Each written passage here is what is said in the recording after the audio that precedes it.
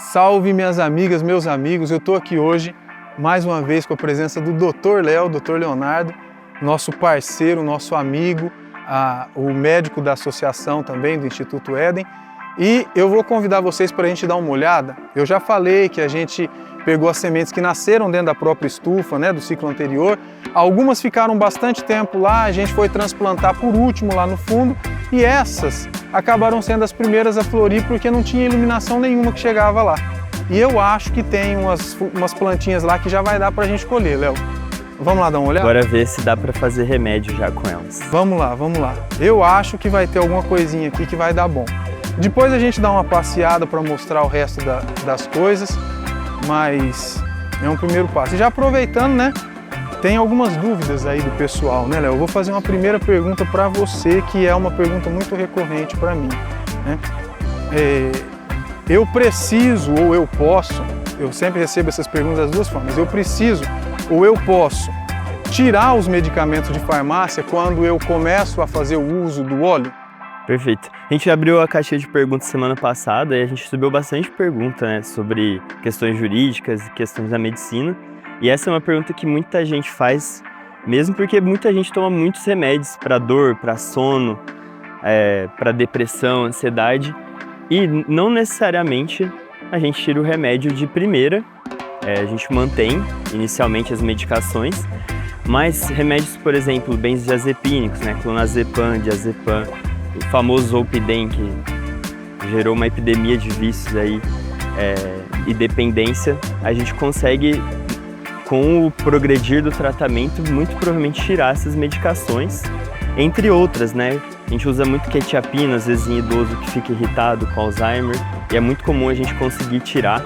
Então, assim, jamais comece a usar a medicação sozinho, sem orientação, e já tirar tudo e deixar só o óleo de cannabis, ou qualquer que seja a via. Mas é muito possível tirar diversas medicações. Outra coisa que eu ouço muito também, né, ao longo desses anos que eu venho trabalhando com o direito da saúde, especialmente da cannabis, via de regra com o idoso isso acontece. A pessoa começa a tomar o óleo e começa a ter algumas reações muito graves, né, muito fortes. E as pessoas acham que isso é da cannabis. Eu gostaria que você explicasse um pouco melhor para as pessoas o que é isso que acontece, né? O idoso está lá tomando quetiapina, tomando um monte de medicamento tarja preta, e aí ele começa a tomar a cannabis e ele começa a ter alguns efeitos. Por que isso acontece e qual é a causa desses efeitos? Isso é muito comum, porque a maior parte dessas medicações ela é metabolizada aqui no fígado, e quando a gente entra com óleo ali de cannabis, seja qual canabinoide que a gente coloque, ele também é metabolizado no fígado. E aí as medicações elas somam os efeitos colaterais, ela não consegue ser metabolizada e aquele efeito que já estava lá, às vezes a letargia que o idoso sente, às vezes ele fica irritado com a medicação, aumenta por conta dessa combinação. E aí o que a gente faz? Muitas vezes a gente reduz a dose da medicação alopática que estava causando esse problema, ou não estava ajudando no problema, e deixa ali o óleo com aquela formulação correta para a situação, e a pessoa, no geral, fica muito bem. Então eu nunca falei errado, né? Só me corrija. O que eu sempre respondi foi o seguinte, ó, a cannabis ela potencializa tudo, inclusive o efeito da substância que a gente está tomando. E o efeito colateral também, né? O efeito colateral também, por isso que você deve sempre, se for usar o óleo, ter uma prescrição correta, com responsabilidade de alguém que sabe o que está fazendo. Bom, essa planta aqui é uma das primeiras, eu não tenho certeza se ela já está no jeito, a gente passa aqui para dar uma olhada nela na volta. Ô Rafa, você não quer descer com a gente? Ah, o Igor tá ali, eu peço para ele. Tá com cheiro de manga essa aqui, hein? Essa daqui já tá quase. Bom, Rafa, depois te dou um abraço. Tem uma, gente, que foi uma das primeiras que a gente colocou lá embaixo e que logo que a gente transplantou pro chão, ela já abriu a flora. E eu acho que ela já vai estar boa para olhar. O Rafa e o Igor me pediram para dar uma olhadinha. Eu estava meio envolvido com outras coisas hoje de manhã aqui por conta do trabalho com o escritório. Eu aproveitei que o Léo chegou e a gente vai junto dar uma olhada para ver se está na hora de colher essa bonitinha. Enquanto isso, vamos para mais alguma coisa aí. O que o pessoal está querendo saber da questão jurídica? O pessoal ficou com muita dúvida depois dessa regulamentação aí da Anvisa da semana retrasada, né? E uma pergunta que chegou muito nessa caixinha que a gente abriu é em relação à mudança no autocultivo, as pessoas que têm habeas corpus para plantar a própria medicina, né? Se essa regulamentação vai ter alguma mudança nas pessoas que podem, né, com habeas corpus plantar e produzir a própria medicação. Excelente. Eu até fiz um vídeo que já deve estar, né? Quando você está vendo esse vídeo, com certeza já vai estar no meu Instagram, falando sobre isso. A verdade é que essa regulamentação foi um grande faz de conta, né? A indústria farmacêutica pode cultivar planta sem THC, com um Big Brother ali montado, vigilância de câmera, de entrada, de saída, rastreabilidade de planta, de descarte, de resíduo, coisa que não existe em lugar nenhum do mundo, só aqui, né? E a regulamentação é só para pessoa jurídica. Então, para quem cultiva o seu próprio medicamento, não vai mudar absolutamente nada. Absolutamente nada. Continua tudo do mesmo jeito. Eu vi muita gente perguntando isso em comentário no Instagram e é isso. Essas mudanças são para PJ, né? Não tem para nada pessoa a ver jurídica, com a pessoa nada física. a ver com pessoa física. Pessoa que está plantando sua medicação para autismo, para dor, para sono, não tem mudança. Uma outra dúvida que o pessoal tem trazido aqui para mim é: Igor, qual que é aquela planta que vocês falaram para mim que precisava olhar para ver se ela já está boa para colher? Bom, deixa eu ver primeiro como é que ela tá, né? Você está confiando muito no seu julgamento, Igão. Eu também confio. Gente, o Igão ele tá virando o jardineiro daqui, viu? Já me superou em muita coisa. Bom, outra pergunta que eu recebo muito é que preciso procurar um médico especialista? Ah, meu pai tem Alzheimer, eu tenho depressão. Qual o médico especialista que eu procuro para prescrever cannabis? Não precisa ter uma especialização, não existe uma especialização em medicina canábica, medicina endocannabinoide, como a gente quiser chamar, no Brasil. Pela lei do ato médico, qualquer médico pode prescrever a cannabis medicinal. A única questão é que você deve procurar alguém que tenha responsabilidade, que saiba o que está fazendo, que passe isso para você, que te explique. Por exemplo, é muito diferente você tratar um quadro ansioso com um quadro de dor crônica com a cannabis. Então não precisa ser um médico especialista, mas você tem que buscar sobre aquela pessoa, onde ela se formou, o que ela fala na internet, se condiz com a realidade. E se ela tem conhecimento da cannabis. Se ela tem conhecimento, né? exato. Eu falo muito isso para todo mundo que me procura também. Óleo de cannabis não é tudo igual. E essa é uma crítica que eu tenho muito severa a algumas associações. Que só tem um tipo de óleo de cannabis. Na verdade tem lá 8, 10 tipos de óleo de cannabis no catálogo. Você vai ver, é tudo igual. Só muda a concentração, é óleo rico em THC. Óleo de cannabis não é tudo igual. Então é importante procurar um médico que sabe o que está fazendo com a cannabis, né? Bom, pessoal, chega aqui, vamos ver como é que tá essa florzinha. Essa aqui é aquela que tem a florinha bem fina, né? Eu acho que ela é a que a gente chama aqui de cabelinho. Ela é uma cabelinha. É uma cabelinha. Ela é sensacional, essa planta. Ela não cresceu, ficou pititiquinha, mas ela é sensacional.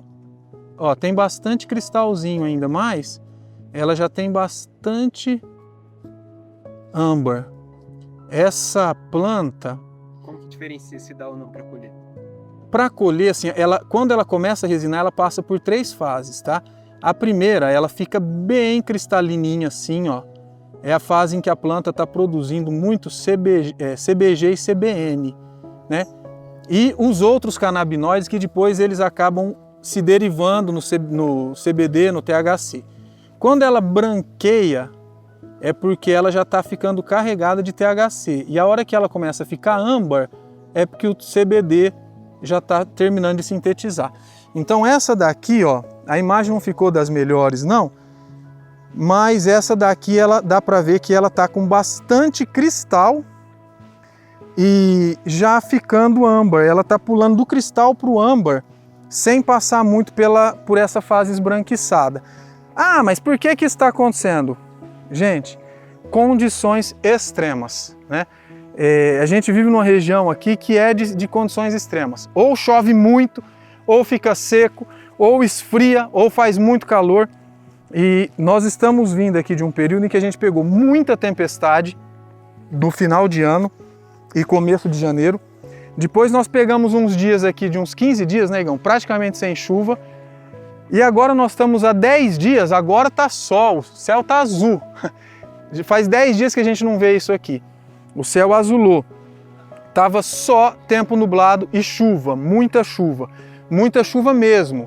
chuva forte o dia inteiro, a gente vinha aqui, estava alagado o chão em volta, perdemos muita planta por conta de fungo no solo, por mais que a gente tenha feito a aplicação de tricoderma, que é aquele fungicida natural, orgânico, né?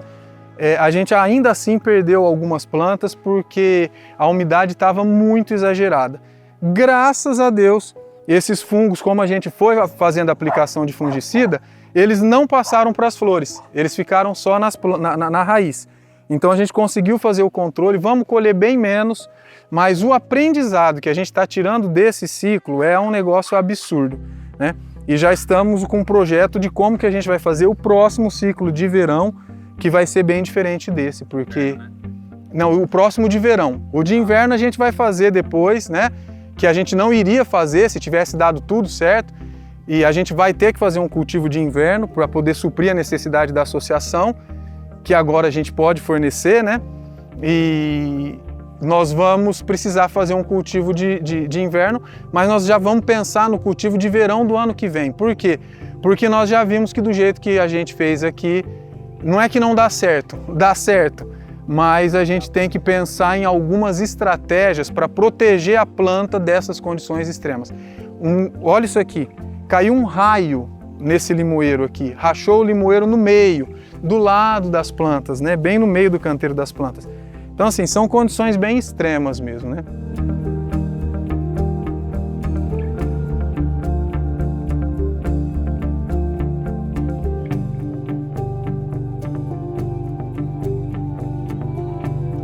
Bom, essa planta não está no ideal do que seria para colher. Só que se a gente deixar muito tempo, o que vai acontecer? Ela vai degradar demais e vai ficar sem THC, sem CBG, vai ficar só CBD aqui. Então nós vamos colher essa planta já, porque ela já está na hora. E é uma planta que tende a ser muito rica em CBG e em CBD. Vamos depois fazer a testagem de outras plantas que a gente vai colher mais ou menos no mesmo momento, para a gente confirmar isso, mas muito provavelmente é o que a gente vai ter. E Léo, enquanto a gente vai ali para eu mostrar como é que está dentro da estufa, uma pergunta que é muito corriqueira, né? Igão, obrigado. É possível fazer o tratamento para fibromialgia e para dor crônica de um modo geral com o óleo de cannabis? É eficaz, é efetivo? E para a gente já engatar com o anterior, né? Já que não existe só um tipo de óleo, qual é o óleo mais indicado? Se for possível tratar, qual o óleo mais indicado? A fibromialgia e a ansiedade são duas coisas que caminham muito juntas. Geralmente quem tem um pode ter o outro, assim, né? E tem alguns detalhes do tratamento aí que a fibromialgia geralmente vai melhorar com óleo que contenha THC e além daquela porcentagem ilusória do 0,3%. Geralmente a gente vai precisar de um pouco mais dessa quantidade. Agora, se a pessoa tem uma ansiedade, dependendo da característica, a gente tem que ver certinho qual é desse óleo, porque o THC ele pode ajudar na ansiedade, mas ele também pode induzir a crises, né? Então por isso que quando tem essas duas questões juntas, a gente pode tratar em conjunto, mas formular um óleo que abarque ali as características da pessoa. E aí é uma avaliação individualizada, tanto da pessoa quanto da planta, é necessária, né? Legal. E entrando nessa questão, né, do THC, a gente viu aí com a regulamentação que muita dúvida surgiu em relação a essa porcentagem de quanto que vamos poder produzir de medicação com THC. O que isso muda hoje? O pessoal tem perguntado em relação ao THC, a regulamentação, as associações. Bom, aí você levantou uma bola para mim, que é assim, a minha grande crítica a essa pseudo-regulamentação da Anvisa. A Anvisa tinha até abril do ano passado para regulamentar. Demorou um ano, foi protelando, pedindo prorrogação, e a grande discussão era justamente essa questão do THC. Por quê? Primeiro, porque a gente não pode produzir semente aqui, a gente tem que importar. E aí você vai importar uma semente, você não sabe a origem dela, se ela realmente é a genética que estão falando para você que é. E segundo, muito propício a gente responder isso aqui dentro da nossa antiga estufa, né? Para vocês verem uma coisa, olha, se vocês forem ver os primeiros vídeos que a gente fez aqui, a estufa estava cheia com plantas gigantescas e maravilhosas. Hoje ela está bem mais vazia, foi talvez a grande tristeza minha até agora, desde que a gente chegou, porque a gente perdeu muita planta, e não foi só por conta de fungo na raiz. A gente perdeu muita planta que estava gigante, e por conta de tempestade, vento forte, foi quebrando e foi caindo. O que isso tem a ver com o THC? A cannabis, ela produz a resina, os canabinoides, os terpenos, flavonoides, eles funcionam na planta como uma espécie de proteção. Proteção contra predador que vem, cheira e não come por conta do odor da resina, proteção contra raio solar, proteção contra qualquer adversidade da natureza. Quanto mais adversidade a planta enfrenta, mais resina ela produz. Então, se por um lado a gente vai colher menos, a gente vai colher plantas mais resinadas, por conta das adversidades que elas enfrentaram. Porém, tem um fator que complica muito aí. Não tem como, é impossível. Isso dentro da literatura da agronomia está já pacificado. É impossível você, dentro de uma realidade dessa, num clima nosso aqui do Brasil, né, com tantas variações, você produzir uma planta estável, que ela vai sempre ter aquele tanto de CBD, aquele tanto de THC, o tanto de CBG, CBN em qualquer lugar que você for produzir.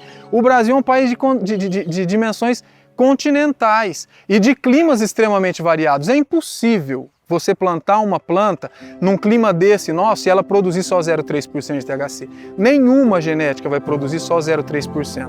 Ah, Rogério, então por que demorou tanto tempo e saiu a regulamentação sem THC?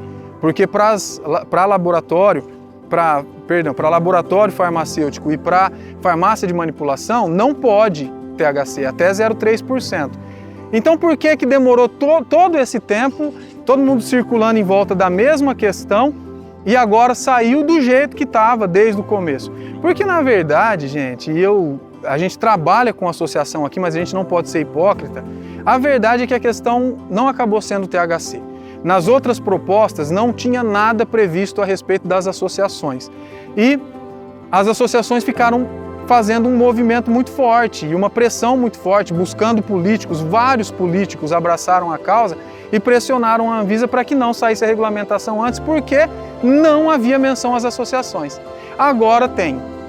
E aí deram um passa-moleque nas associações, enganaram todo mundo, porque regulamentação de fato não existe. Criaram um sandbox aí que não é regulamentação e fala que não é regulamentação, que não tem efeito, que a Anvisa pode revogar a qualquer momento, com critério técnico seu, achou que deve e revoga. Ou seja, deram um cala-boca nas associações para soltar uma regulamentação que nada regulamenta, né? E continua todo mundo sendo enganado. Enfim, infelizmente só as associações talvez vão poder. Porque na regulamentação que trata das associações...